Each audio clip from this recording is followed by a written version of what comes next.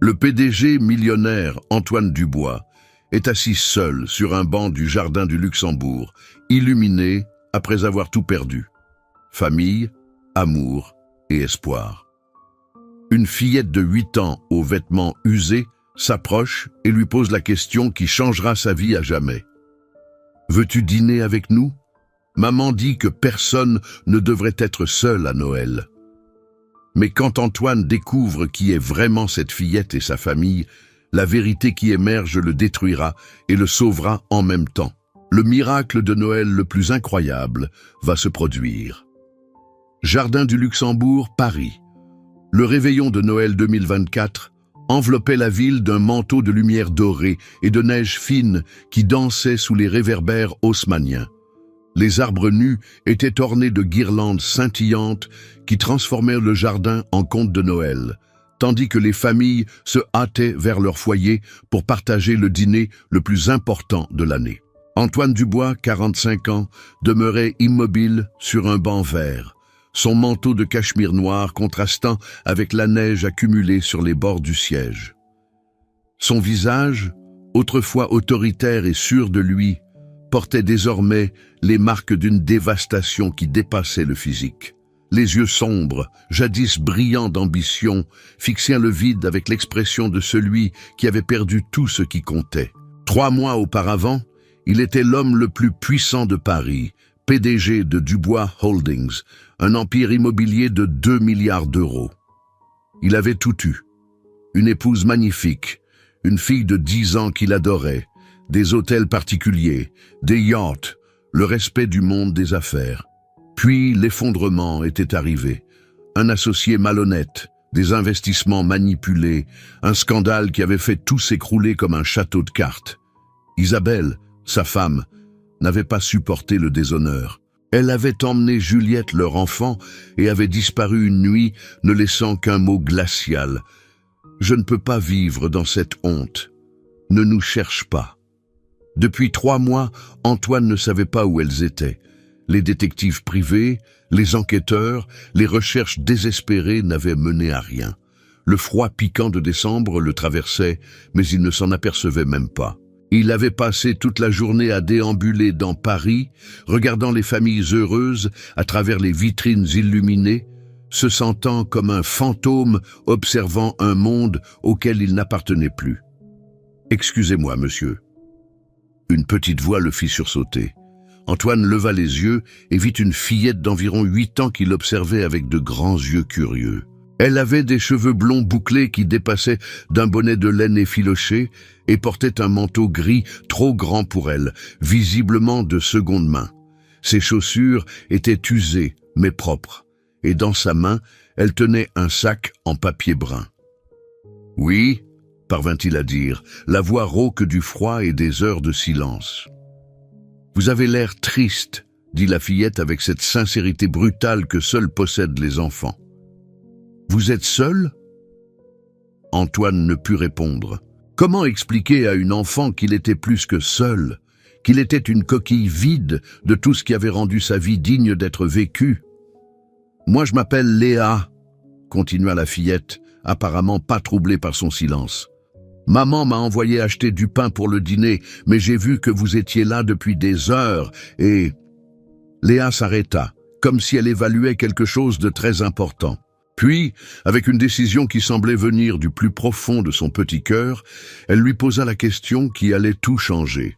« Voulez-vous dîner avec nous ? Maman dit toujours que personne ne devrait être seul à Noël. » Antoine la regarda avec incrédulité. Cette fillette, visiblement pauvre à en juger par les vêtements, l'invitait à dîner. Lui, un inconnu assis sur un banc dans la nuit la plus froide de l'année. « Je ne pense pas que ce soit une bonne idée, » murmura Antoine. « Ta maman ne me connaît pas. »« Mais moi, si, » dit Léa avec une simplicité désarmante. « Je sais que vous avez le cœur brisé, comme mon papa avant que maman le répare. » Les mots de la fillette le frappèrent comme une flèche directe au cœur. Il y avait quelque chose en elle, dans cette sagesse innocente, qui l'attirait et l'effrayait à la fois. « Venez !» insista Léa, en tendant sa petite main vers lui. Maman fait toujours trop de pâtes et elle dit que partager la nourriture rend tout meilleur. Antoine contempla cette petite main confiante qui se tendait vers lui dans l'obscurité. Il ne savait pas pourquoi, mais il sentit que cette fillette représentait quelque chose qu'il avait perdu. L'espoir, la bonté, la foi que les choses pouvaient s'améliorer. Lentement, avec un geste qui lui sembla requérir tout le courage qui lui restait, il prit la main de Léa. « Comment s'appelle ta maman ?» demanda-t-il en se levant du banc. « Claire », répondit Léa avec un sourire radieux. « Claire Martin. Et je suis sûr qu'elle sera ravie de vous rencontrer. » Tandis qu'ils s'éloignaient à travers le jardin enneigé, les lumières de Noël créant un chemin doré devant eux, Antoine n'imaginait pas que cette fillette ange l'emmenait vers une rencontre qui révolutionnerait tout ce qu'il croyait savoir sur l'amour, le pardon et les miracles de Noël. Le petit appartement au 3e étage d'un immeuble populaire du 20e arrondissement était exactement l'opposé de tout ce qu'Antoine avait toujours associé au concept de foyer. Aucun marbre précieux, aucune œuvre d'art, aucune vue panoramique sur Paris. Seulement 2 pièces minuscules, une kitchenette et une salle de bain, mais baignées d'une chaleur qui n'avait rien à voir avec le chauffage. Claire Martin ouvrit la porte et Antoine sentit son souffle se couper. Devant lui se tenait une femme d'environ 35 ans, aux longs cheveux châtains rassemblés en queue de cheval désordonnée, aux yeux verts qui brillaient d'une lumière douce, et d'un sourire qui semblait illuminer tout l'environnement. Elle portait un pull simple et un jean usé, mais rayonnait d'une beauté naturelle qu'aucune robe de couturier n'aurait pu égaler. « Maman, voici le monsieur dont je t'ai parlé », annonça Léa en tirant Antoine par la main. Celui qui était assis seul dans le jardin. Claire regarda Antoine avec un mélange de surprise et d'inquiétude maternelle. Elle voyait devant elle un homme élégant, mais dévasté, avec des yeux qui racontaient des histoires de douleur profonde. « Léa, tu ne peux pas ramener des inconnus à la maison sans... » commença Claire, mais elle s'arrêta en voyant l'expression désespérée d'Antoine. « Pardonnez-moi, » dit Antoine, soudain conscient de l'absurdité de la situation. « Votre fille m'a invité et je ne sais pas pourquoi j'ai accepté. Je pars tout de suite. »« Non !» s'exclama Léa en s'accrochant à son bras. « Maman, regarde ses yeux. Il a le même regard que toi quand papa était malade. » Claire observa Antoine plus attentivement, et quelque chose dans son visage la convainquit. Peut-être était-ce l'instinct maternel qu'elle avait développé en élevant Léa seule, ou peut-être était-ce simplement la magie de Noël. Mais elle sentit que cet homme avait besoin d'aide. « Entrez !» dit-elle en ouvrant complètement la porte. « Il fait froid et le dîner est presque prêt. » L'intérieur de l'appartement racontait l'histoire d'une famille qui avait peu d'argent mais beaucoup d'amour. Les meubles étaient anciens, mais propres et bien entretenus. Les murs décorés avec les dessins de Léa et des photos qui montraient des moments heureux malgré les difficultés.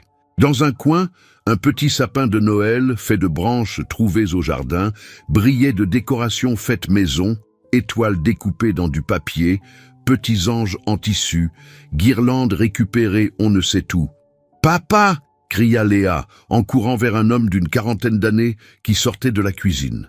Antoine remarqua immédiatement sa démarche légèrement hésitante et la canne qu'il utilisait pour marcher. « Qui est notre invité ?» demanda l'homme avec un sourire chaleureux en tendant la main à Antoine. « Pierre Martin, » se présenta-t-il. « Et vous êtes ?»« Antoine, » répondit-il simplement en serrant cette main calleuse et forte. « Antoine Dubois. » Claire et Pierre échangèrent un regard. Même dans ce quartier populaire, le nom Dubois était connu par les récents scandales dans les journaux. « Le PDG » demanda Claire avec délicatesse. Antoine hocha la tête, se préparant au jugement, au mépris, aux questions indiscrètes. Au lieu de cela, Claire lui sourit avec une compréhension qui le déconcerta complètement. « Léa a raison, » dit-elle. « Personne ne devrait être seul à Noël. Voulez-vous m'aider à mettre le couvert ?» Tandis que Claire et Antoine disposaient les assiettes, simples mais décorées de petites étoiles dessinées par Léa, Pierre raconta leur histoire. Il avait été ouvrier du bâtiment jusqu'à 3 ans auparavant, quand un accident sur le chantier avait endommagé son dos. Les médecins disaient qu'il ne remarcherait plus, mais Claire n'avait jamais abandonné. Elle avait travaillé des doubles services comme serveuse pour faire vivre la famille pendant qu'il affrontait des mois de rééducation. Claire est la personne la plus forte que je connaisse, dit Pierre en regardant sa femme avec un amour qu'Antoine reconnut et qui lui brisa le cœur. Quand les docteurs m'avaient condamné, elle m'a remis sur pied, littéralement. Et maintenant ? Demanda Antoine, fasciné par cette famille qui semblait avoir trouvé le bonheur dans les difficultés. Maintenant, Pierre travaille à mi-temps dans un magasin de bricolage, expliqua Claire en servant les pâtes fumantes dans les assiettes. Moi, je suis toujours serveuse et Léa est notre petite manager qui tient tout ensemble. Pendant le dîner, de simples pâtes à la tomate et au basilic qui avaient le goût du foyer et de l'amour, Antoine se retrouva à raconter son histoire. Il parla de la perte de l'entreprise, de la fuite d'Isabelle et Juliette, de la solitude qui le dévorait de l'intérieur. Léa l'écoutait avec de grands yeux écarquillés, tandis que Claire et Pierre hochèrent la tête avec compréhension. Personne ne le jugeait, personne ne le plaignait avec une fausse pitié. Ils acceptaient simplement sa douleur comme faisant partie de la condition humaine. « Vous savez ce qui vous manque », dit soudain Léa, avec cette sagesse que seuls possèdent les enfants. Il vous manque quelqu'un qui vous aime pour ce que vous êtes, pas pour ce que vous avez.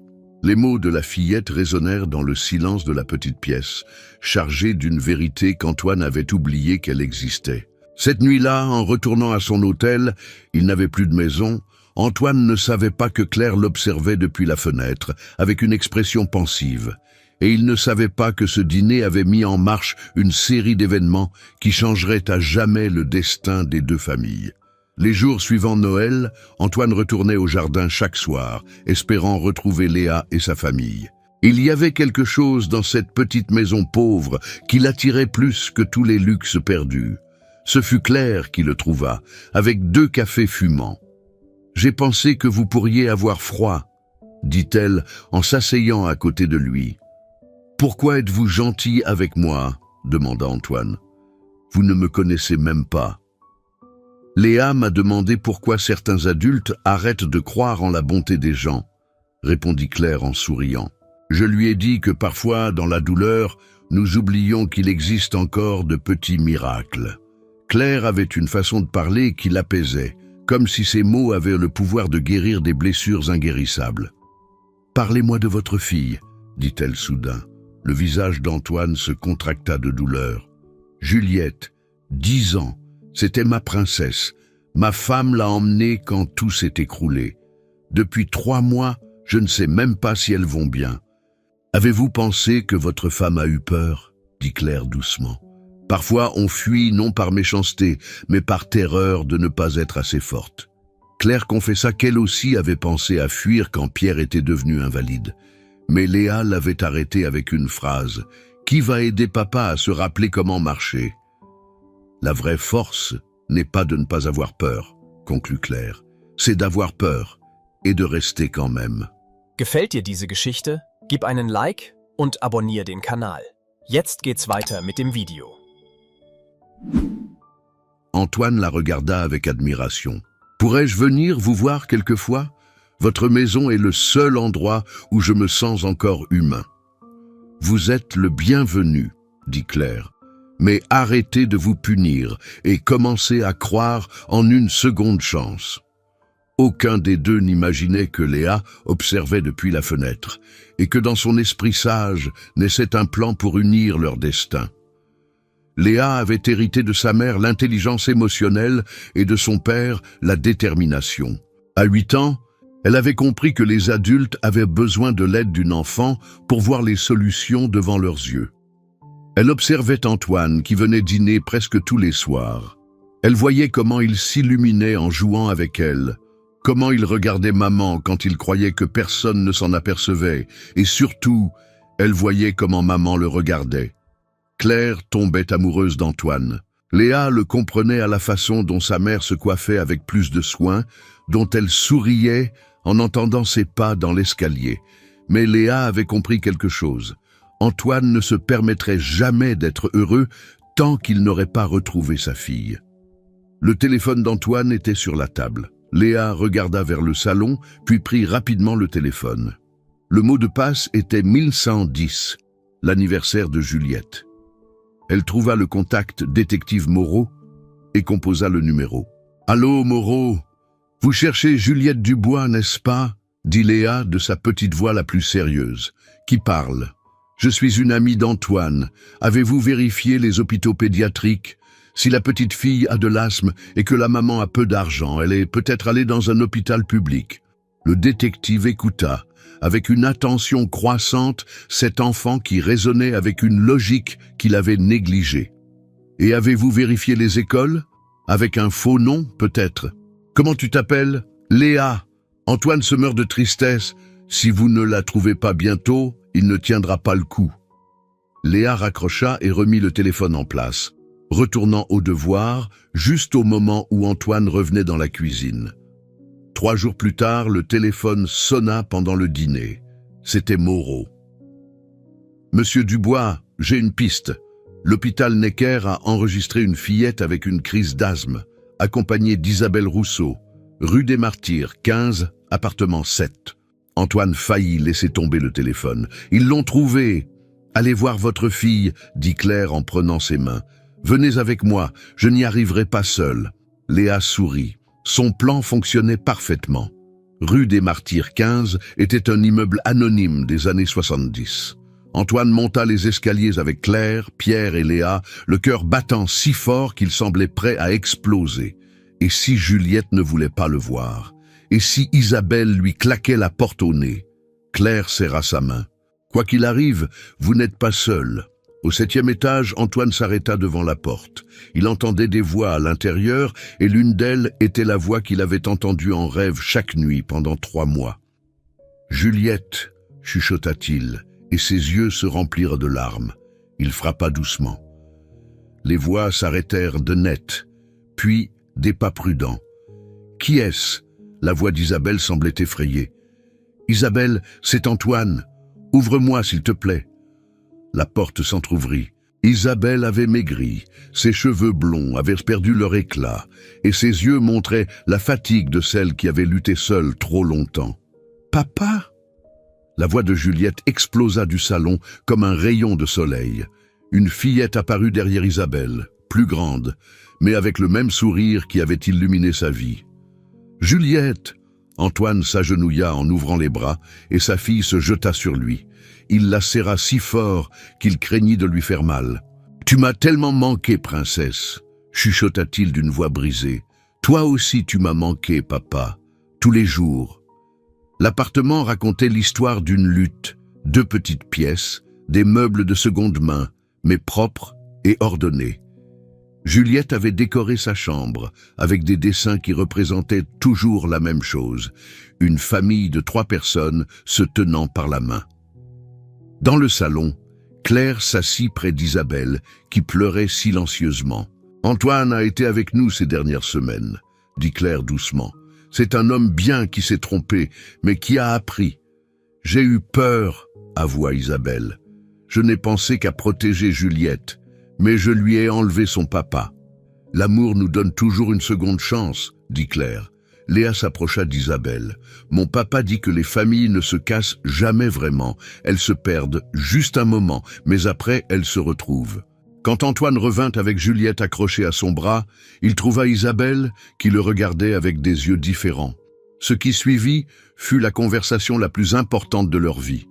Isabelle avoua ses peurs. Antoine parla de ce qu'il avait appris, que la valeur d'une personne se mesure à sa capacité à se relever et à aimer. « Je ne te demande pas de me pardonner tout de suite, » dit Antoine. « Juste de me laisser être le père de Juliette. De nous donner une chance d'être une famille différente, peut-être meilleure. » Isabelle regarda Claire, Pierre, les fillettes avec des yeux pleins d'espoir. « Oui, » dit-elle finalement. « Essayons. » 1 an plus tard, le réveillon de Noël 2025 retrouva une famille très différente réunie dans la nouvelle maison qu'Antoine avait achetée. Pas un hôtel particulier de luxe, mais une maison accueillante avec un jardin où Léa et Juliette pouvaient jouer ensemble. Antoine avait recommencé par le bas, ouvrant une petite agence de conseil immobilier qui marchait bien, mais surtout le rendait fier, parce qu'elle était construite sur l'honnêteté. Isabelle avait repris le travail comme décoratrice d'intérieur, mais maintenant elle concevait des maisons pour des familles normales, pas des palais pour millionnaires. Ensemble, ils reconstruisaient une vie plus simple, mais infiniment plus riche. Claire et Pierre avaient accepté de déménager dans la plus grande maison après des mois de résistance. « Nous sommes une famille élargie », avait dit Léa avec sa logique imparable. « Les familles élargies vivent ensemble. » Antoine avait découvert qu'il était tombé amoureux de Claire d'une manière différente de celle dont il avait aimé Isabelle. Plus mûre, plus consciente, construite sur l'estime mutuelle et la capacité d'être soi-même. Claire avait appris à l'aimer sans culpabilité, sachant que le cœur peut contenir beaucoup d'amour différents sans que cela en diminue aucun. Pierre était devenu le frère qu'Antoine n'avait jamais eu, le compagnon avec qui partageait des bières le soir et des conversations sur les enfants. Isabelle et Claire, après une période initiale de tension compréhensible, avaient découvert avoir beaucoup en commun et s'étaient transformés en alliés et amis. Mais les vrais architectes de ce miracle étaient Léa et Juliette, qui s'étaient reconnues comme sœurs dès le premier instant et avaient rendu naturel ce qui semblait compliqué aux adultes. Ce réveillon-là, tandis qu'ils préparaient ensemble le dîner, Antoine s'arrêta pour regarder sa famille multiforme. Claire qui riait avec Isabelle en cuisinant, Pierre qui aidait les fillettes à décorer le sapin, Juliette et Léa qui se chuchotaient des secrets comme de vraies sœurs. « Papa » lui dit Juliette en s'approchant, « Léa m'a avoué quelque chose. »« Quoi ?» ?»« C'est elle qui a dit au détective de me chercher dans les hôpitaux. C'est elle qui nous a sauvés. » Antoine regarda Léa, qui feignait d'être très concentrée, à accrocher un ange en papier au sapin. Il s'approcha d'elle et s'agenouilla à sa hauteur. « C'est vrai, petite ?» Léa le regarda avec ses grands yeux sérieux. « Je voulais juste que tu sois heureux. Et je voulais que maman soit heureuse. Et je voulais que Juliette retrouve son papa. Mais comment as-tu su où chercher ? Simple !» dit Léa avec un petit sourire. « Si j'avais été une maman avec une enfant malade et peu d'argent, je serais allée à l'hôpital public. Et si j'avais voulu me cacher, mais faire étudier ma fille, je l'aurais inscrite à l'école avec un faux nom. Les adultes pensent trop compliqué, les enfants pensent plus simple. » Antoine la serra fort dans ses bras. « Tu es notre ange gardien, tu le sais ?»« Non, » dit Léa avec cette sagesse qui continuait à l'étonner. Je suis juste une enfant qui a compris que l'amour est plus fort que la peur et que les miracles arrivent quand les gens s'entraident. Pendant le dîner, Antoine proposa un toast. Il y a 1 an, j'étais assis sur un banc, convaincu que ma vie était finie. Puis une fillette de 8 ans m'a demandé si je voulais dîner avec sa famille. Aujourd'hui, je suis ici, avec 2 familles devenues une seule, avec 2 filles qui sont ma fierté, avec une épouse. Il regarda Isabelle, qui m'a pardonné, et avec une compagne. Il regarda Claire, qui m'a appris à recommencer. Et nous, ajouta Claire en levant son verre, nous avons appris que les familles ne naissent pas seulement du sang, mais de l'amour, du choix de rester ensemble dans les difficultés et de la capacité d'ouvrir la porte au miracle. Au miracle, trinquèrent-ils tous ensemble. Plus tard, tandis que les fillettes dormaient et que les adultes buvaient du vin chaud devant la cheminée, Antoine repensa à cette nuit d'1 an auparavant. Parfois, les miracles arrivent quand on s'y attend le moins, sous la forme d'une fillette qui n'a pas peur de tendre la main à un inconnu triste. Et parfois la plus belle famille est celle qu'on construit pièce par pièce, avec des gens qui choisissent de vous aimer non pour ce que vous avez, mais pour ce que vous êtes. Dehors, il neigeait doucement, et les lumières de Noël de Paris brillaient comme des promesses d'espoir. À l'intérieur de cette maison, 2 familles devenues une se préparaient à affronter ensemble tous les Noëls à venir, parce que l'amour, avait appris Antoine, n'est jamais une soustraction. C'est toujours une addition qui rend tout plus grand, plus beau, plus possible. Cette histoire vous a-t-elle réchauffé le cœur? Vous a-t-elle fait croire que même dans les moments les plus sombres de la vie, un geste de bonté peut tout changer? Si vous aussi vous croyez que les familles peuvent se construire avec l'amour et pas seulement avec le sang, que les enfants ont une sagesse spéciale pour guérir les cœurs brisés des adultes et que Noël apporte vraiment des miracles à ceux qui savent ouvrir leur cœur, mettez un like et partagez cette vidéo. Racontez-nous, dans les commentaires, avez-vous déjà fait un geste de bonté envers un inconnu? Croyez-vous que les enfants voient des solutions que les adultes n'arrivent pas à percevoir? Connaissez-vous des histoires de familles qui se sont formées de manières inattendues? Partagez vos expériences et faisons parvenir ce message d'espoir de Noël au plus grand nombre de personnes possible. Parce que parfois le plus beau cadeau que nous puissions faire est simplement de tendre la main à quelqu'un qui est seul et découvrir qu'en sauvant quelqu'un d'autre, nous nous sauvons aussi nous-mêmes. Abonnez-vous pour plus d'histoires qui célèbrent le pouvoir de l'amour et de la bonté humaine. Like, commentez, partagez et abonnez-vous pour des histoires qui prouvent que les miracles existent vraiment, surtout à Noël.